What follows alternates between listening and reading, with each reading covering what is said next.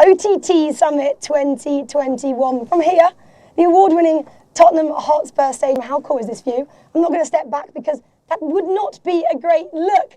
But welcome back to day two. We hope you had an awesome day one yesterday, and congratulations to all our OTT award winners as well. I hope you enjoyed the drinks reception last night, and there are not too many sore heads in the house today, because day two we have a packed schedule. And for those of you who are just joining us on day two, welcome. Enjoy the day. I'll see you downstairs on the stage shortly. Gosh, I mean, I don't know how I did that. I raced down from up in the gods here at the stadium to be on here. Obviously, the eagle eye among you may have noticed I filmed that, yes, because it's cloudy up there on the screen. Obviously, it's pretty sunny today. But yeah, welcome back, guys. If you did join us yesterday, I hope you enjoyed it. And again, I'm going to repeat what I just said. Congratulations to everybody who got an award at the awards evening last night. I wasn't feeling too great, so I left the party early. Voice is a little bit better than it was yesterday as well. But yeah, welcome to day two today. We had some great chats, didn't we, yesterday? I think the favourites, in my opinion, I'm going to go with the beginning of the day. Nuria from the City Group, I think what she was chatting about as a football fan was pretty exciting. And then I think Dan, actually, at the end of the day as well, from Overtime, what he's doing there, really disruptive in terms of that new basketball league he's created. I think that was awesome as well. So hopefully we have some other great conversations that you'll be excited to hear today as well. We're going to kick off, of course, with 11 sports. They're going to be joining us first on stage. And then we have some conversations from YouTube, TikTok, Bundesliga, NFL, and many more. Obviously, we'll start things off today as well. So if you jump on Slido, again, it's an app you can just download. And the hashtag we have there is SPOTT21. I know quite a few people will want you to get involved and ask a couple of questions. Okay, so talking of Slido, if you guys have that to hand, we are going to start off with a poll this morning as well. We did one yesterday just to test the waters. We actually didn't announce the results. We will do of this one because we were having a little think, and obviously the pandemic has caused quite a lot of disruption in the sporting world. So we thought we would start with the poll for what major sports event are you most looking forward to next year, 2022? I mean, the list, guys, is endless. We had to really break it down into what we thought was a major event. So we kind of kicked off with the FIFA World Cup, of course, at the end of next year in Qatar. The UEFA Women's Euros 2022, that's very exciting on home soil, of course. The Rugby League World Cup, it should be happening right now. I'm not sure if there's anyone from the Rugby League in the room, but yeah, super disappointed that you guys had to postpone it till next year. The Winter Olympics in Beijing, that's starting in a couple of months. We had Benny from the IOC here yesterday. She was chatting about that. There'll be a lot of preparation going into that. And the Commonwealth Games, again, another major event on home soil in Birmingham. Unless you have other, then obviously vote for that as well. So that is happening on Slido. That's how you get involved there. Would love to see what major sport event you are looking forward to next year. So much going on, exciting year. Again, a little bit of housekeeping here. I want to just thank everyone who made this event possible. It's great, isn't it, to be back in person after 20 months, which we mentioned yesterday. Last time we had one of these events was in Madrid back in 2019.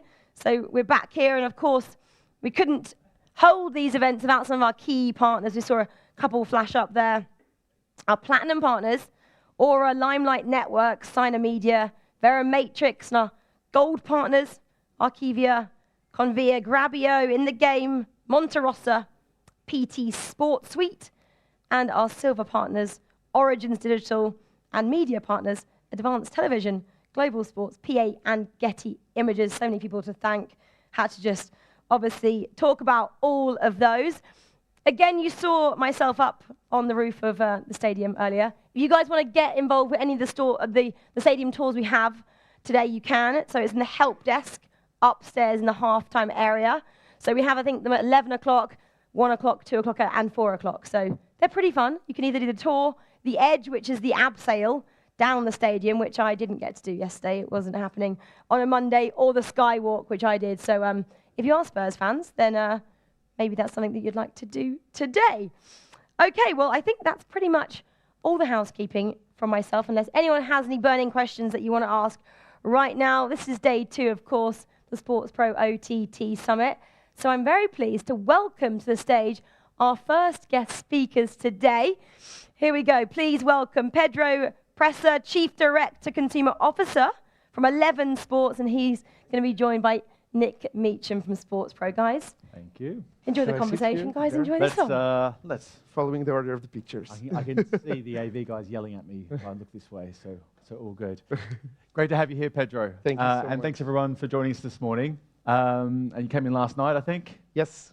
So Lisbon. Yeah, so lots to talk about. And I think but I thought what would be quite a cool story for those. I think most people would know who 11 Sports is. But I think it's really important to maybe talk a little bit about your background and how you joined 11 Sports, because it's linked with Maikuju, with the story there. So put your hand up if you've heard of Maikuju before. Well, That's good. There we go. Thank you, guys. Well, that makes it a bit easier, but I think it would be a good place to start. So talk us through, I mean, your background. But prior to Maikuju, I think you worked in Switzerland, in Chile, Nigeria, all over the place. So a very impressive sort of journey. But talk us through, I think Maikuju was about 7.5 years you sort of ran that business. So talk us through what Maikuju was, and then the obvious bit is why 11 Sports came along and did a deal with you guys. 100%. First of all, thank you so much for the invitation to be here. It's really a pleasure to be here speaking with you guys to talk about what's coming for 11, but as well a little bit of why we joined forces with 11 in the first place. So I studied communication, journalism actually, in Portugal, and then eventually I went on to do a master's in sports, a FIFA master. Before that, I had a few experiences in professional football, working around communication with the Spanish league and with the French league, always with a huge focus on broadcasting. That was always what I intended to do. But actually what drove me to create Maikuju together with my twin brother was a personal story. So before, long story short, before coming to create Maikuju, I was working, after the Masters, I went to work for the European Professional Football Leagues, which is an organization that represents the top leagues in Europe in all the important bodies such as UEFA, FIFA, the European Union. And there I got to realize that there was a big problem in the market, right? So you could really see that most of the top leagues could position their product on TV at the time. And we're speaking 2009, so there's no streaming at all, except for a few companies in the US that were doing not focused in sports. And we saw that there could be a massive opportunity because you would see a lot of leagues that could not get the exposure they needed on TV, needed the rights, and they could not address their fans, right? Because they were being taken, all the slots were being taken by the Premier League, by the Bundesliga, by the NFL, by the NBA, right? Because there were no slots on TV, no space on programming. So that's the first time I got to understand the reality of and the dimension of the opportunity. And then at personal level, I was living in Switzerland at the time, and my team got relegated for the 3rd division. And when you look back in 2011, we saw a company that really benchmarked what we really wanted to do, which was Justin TV. They were spinning off a small business called Twitch at the time. And initially, they were not discontinuing the Justin TV business, which was streaming content from all types of interesting contents. And there's this small unit that spins off Twitch, and suddenly it just starts exploding. And then we just saw the opportunity. At the time, I had a few experiences, one in Nigeria and Chile as an entrepreneur, running a beach soccer event. The last one did not go so well, so I had to come back to Switzerland and get back to work to a company for a job. And I worked for an internet company at the time, a US radio streaming company. It's the first time I started understanding how to stream content, about latency, about raising capital as well. And long story short, looking into Twitch, understanding a little bit of the reality of how it's like to start a company raising funds and the internet industry, we start pitching Maikuju, and we're able to finally raise our first capital in 2014. I quit my job, and on that day, we start focusing 100%, but it's not until 2015 when we actually launched the platform live. It's very important to mention here that since day one, it was very important for us to control 100% of the tech that we owned, because that's the only way we knew we could scale. Because the biggest problem of most of these leagues to bring their content to life was that it was not affordable to bring the content to life. It was too expensive, right? So we needed to control the tech to get the distribution right and then get to the end consumer. We understand that, okay, we want to be a tech company like Twitch. We want to make sure that people organically come into our platform, but we rapidly understand that in order to do that in the sports industry, it's a complete different animal, right? So we're speaking about all institutions, we're speaking about a very structured market, we're speaking about sports rights, right? So we fastly understood that we had to become a tech media company, meaning we would keep investing all we could into developing our technology and controlling the tech assets, but at the same time start investing in acquiring rights. And we strike the first collective deal with the Danish Women's League in 2015, and we start scaling from there. Club after club, league after league, long story short, to get to 11. And we always wanted to focus on long-tail content because we really believe in long-tail content.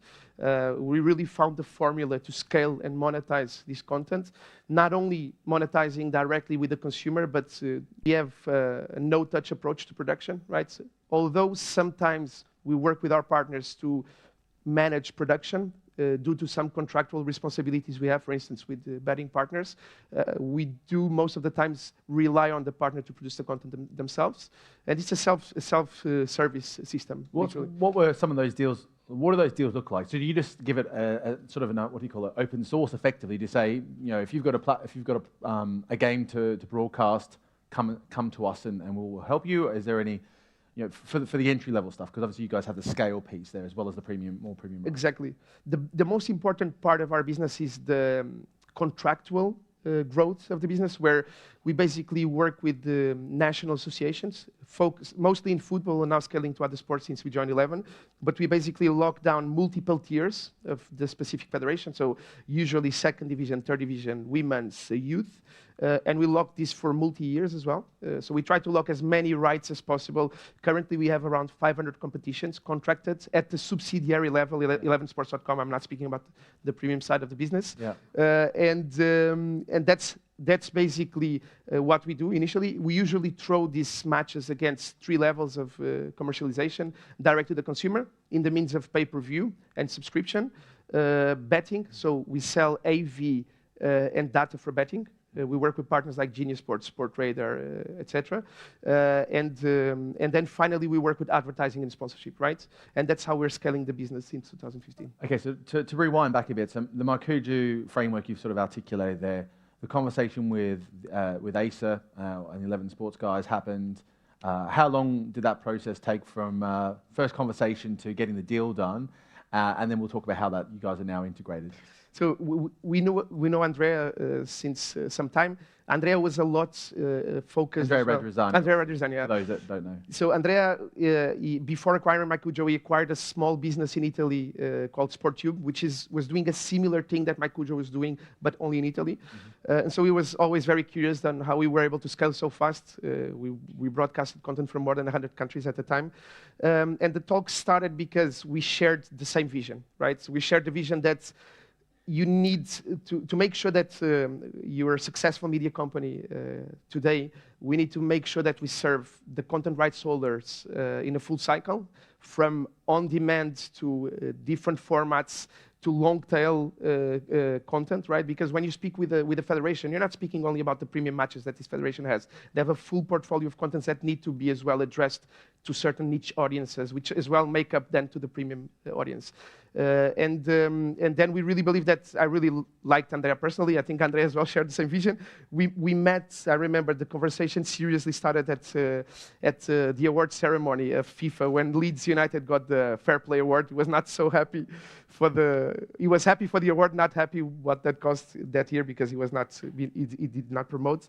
But it started there and then it took a year, literally. I mean, most of it, it was not because we didn't agree on how to do the deal, because we shared the vision and how we were going to execute it.